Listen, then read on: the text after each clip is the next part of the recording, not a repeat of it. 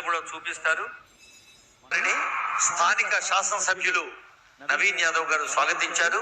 వైద్య ఆరోగ్య శాఖ మంత్రులు దామోదర్ రాజనరసింహ గారు, రోడ్లు భవనాల శాఖ మంత్రులు కోమటిరెడ్డి వెంకటరెడ్డి గారు,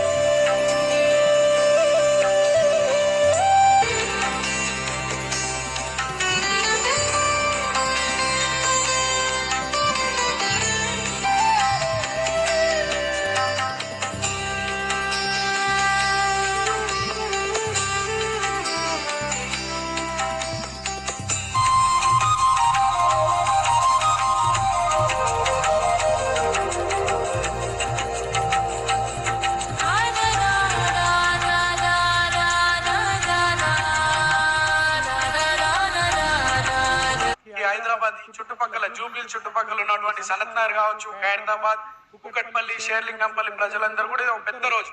ఎందుకంటే ఇక్కడ చాలా పేద కుటుంబాలు, మధ్యతరగతి కుటుంబాలు నివసిస్తాయి.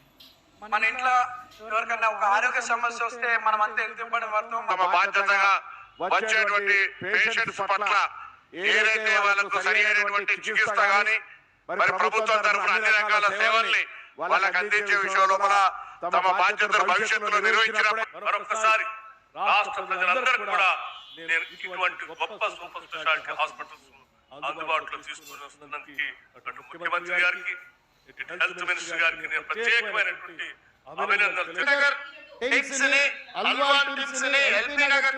వరంగల్లో ఉండే హాస్పిటల్ ని ఈ రోజు అత్యంత ప్రాధాన్యతతో నిధులు కేటాయించి నిర్మాణాలు వేగంగా పూర్తి చేస్తున్నాం.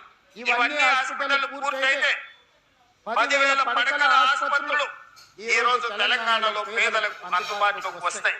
తద్వారా పేదలకు ఒక విశ్వాసాన్ని, ఒకనాడు జానపదాలలో పాడుకునే వాళ్ళు తెలంగాణ మారుమూల పల్లెలు నేను రాను బిడ్డో సర్కారు దావకానకి అని.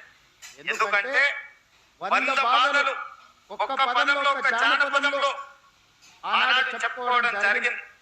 ఈనాడు రాబోయే సంవత్సరంన్నర తిరిగే లోపల 2027 డిసెంబర్